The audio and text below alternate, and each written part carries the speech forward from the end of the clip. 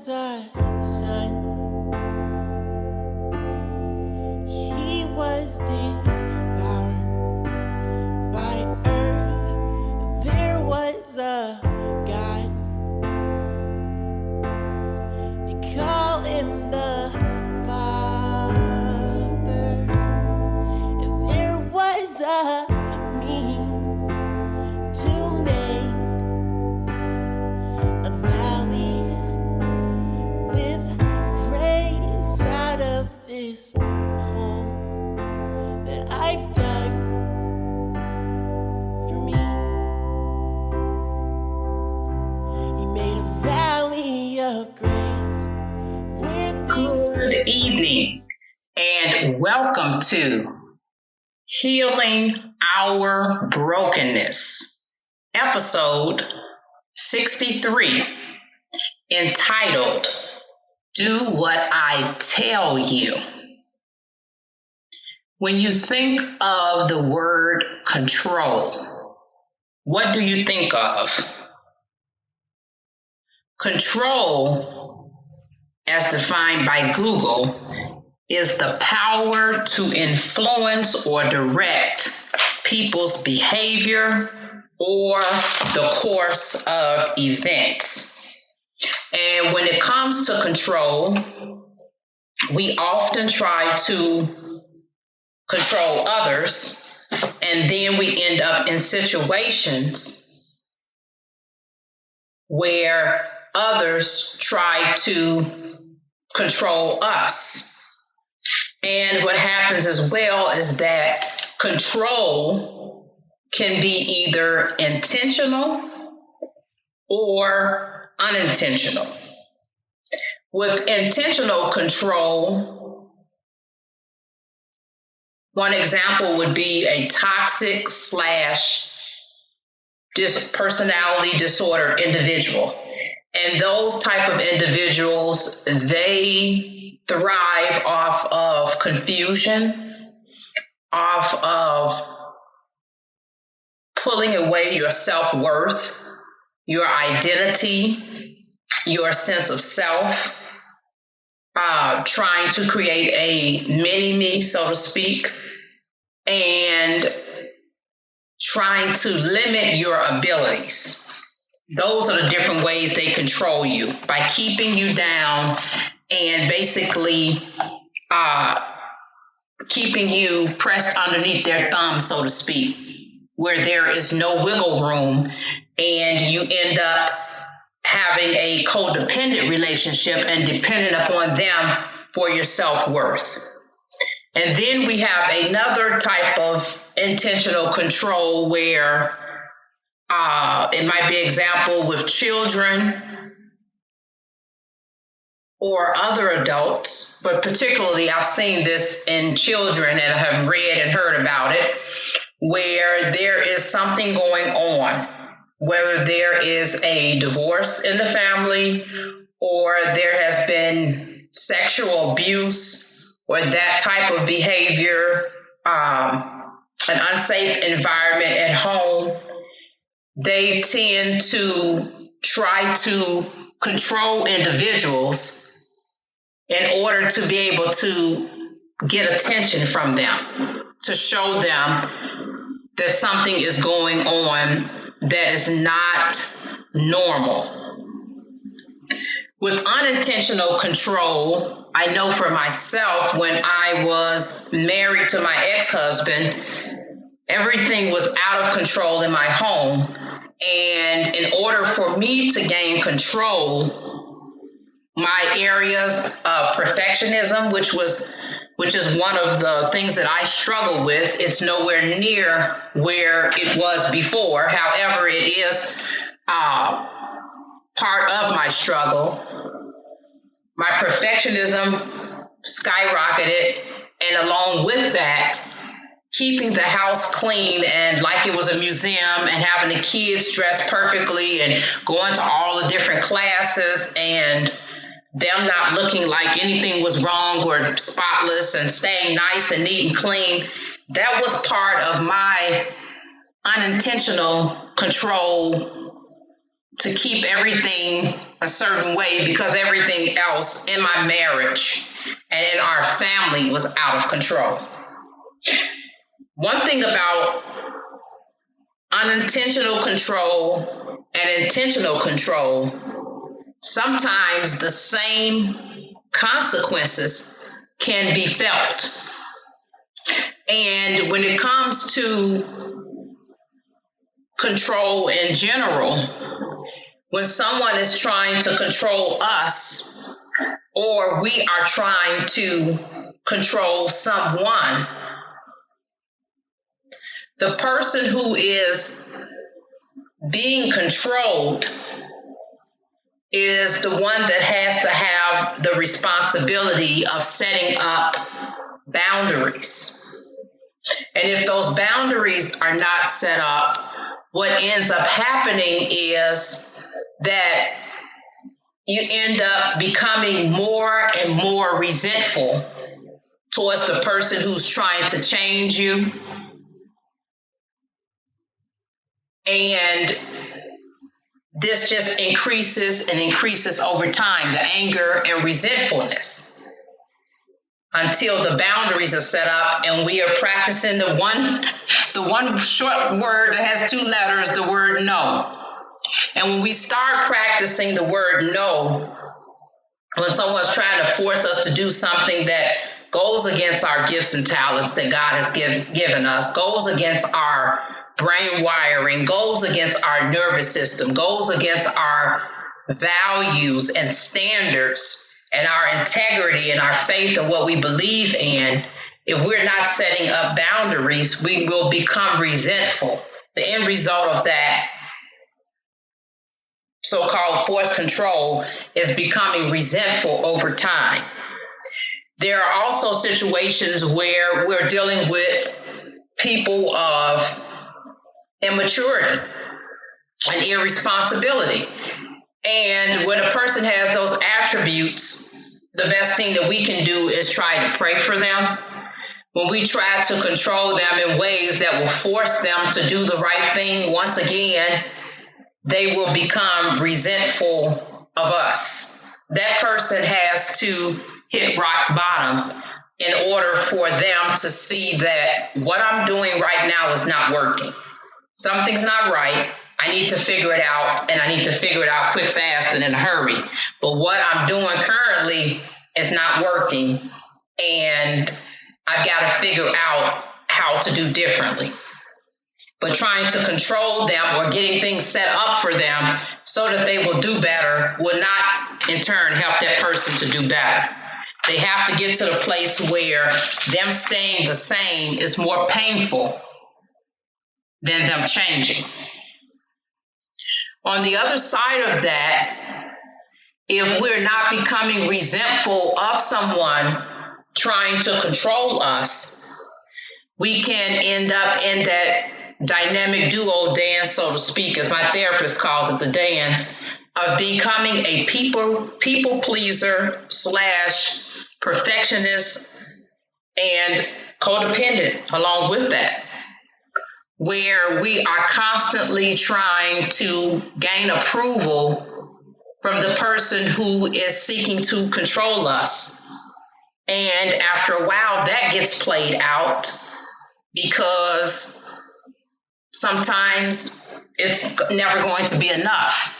And we can never get to the point of being able to accept everyone's approval, especially if they're controlling because they are a toxic individual. It's a lose-lose situation.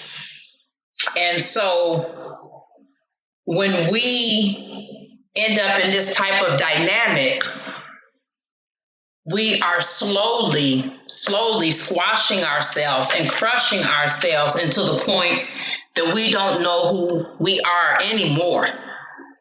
And so we want to get away from the people-pleasing / perfectionistic area of this control dynamic.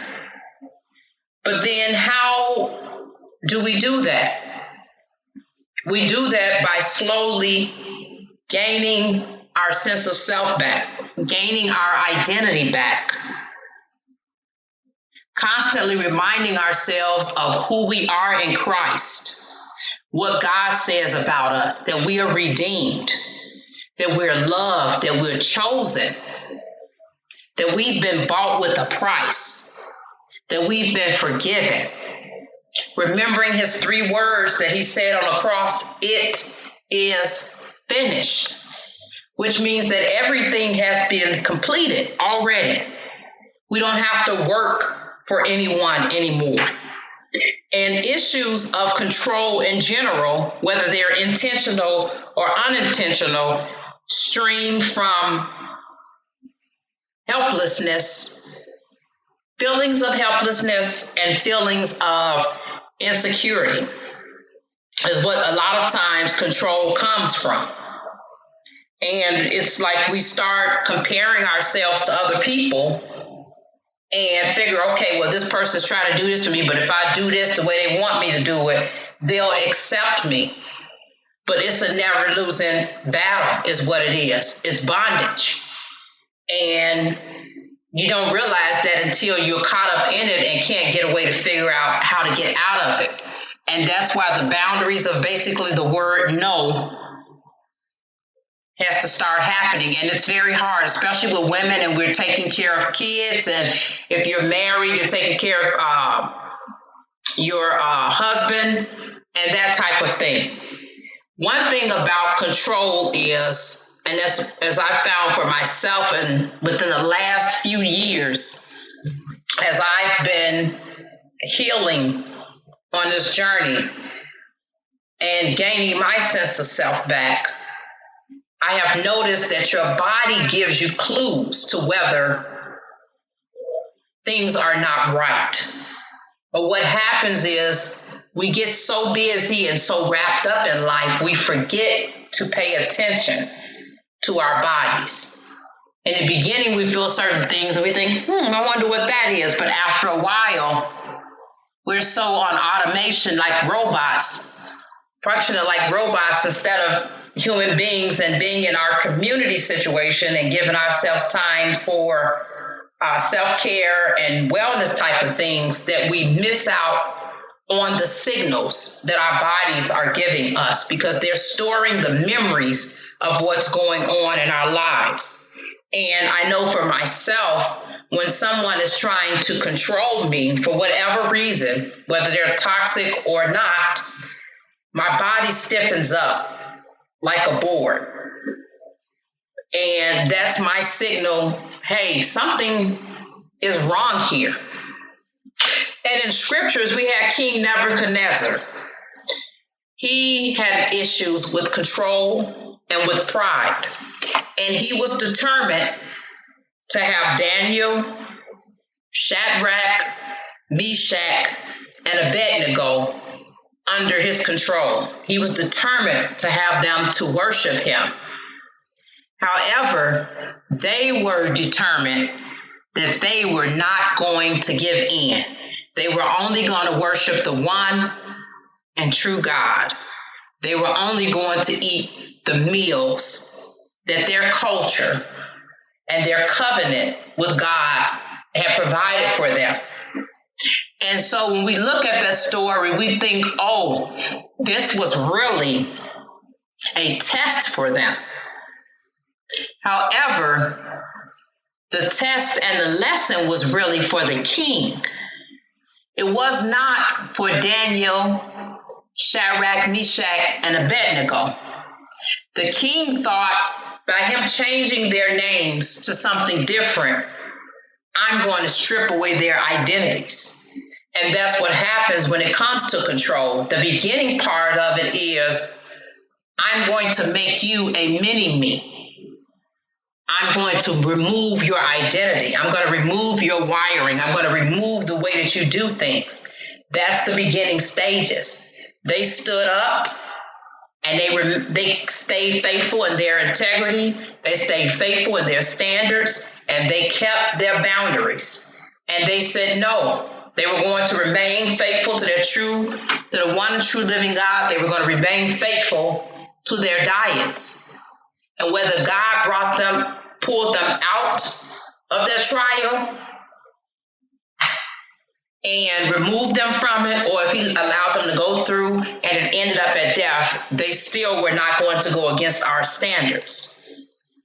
So when you think about the words, do what I tell you, we can all think about how we can do better as far as trying to get others to do what we want them to do, and in turn falling prey to what other people are trying to get us to do.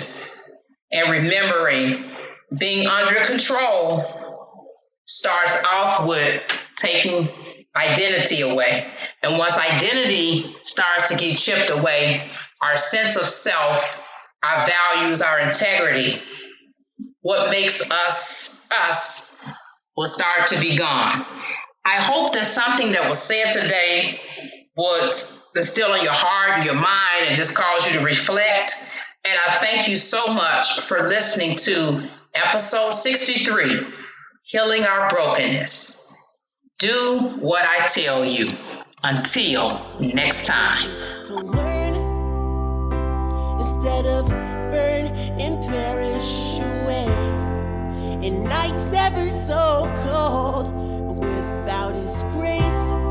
How could I say that I've seen the world from His great love? How could I know what He could love? How would I've seen what He had in store for me if I didn't give up and let Him be my valley of grace, where things would change and maybe they'd take up the cross high again. The valley of grace never was the same after He had died.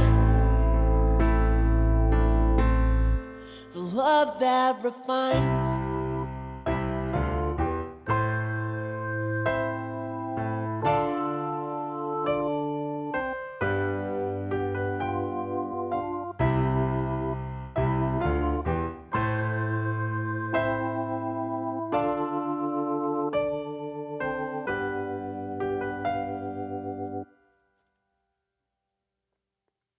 So much I wish I could give back, but I'm not intact to be sharing all of that. You took the price to give me that life, and now it's never gonna fade away.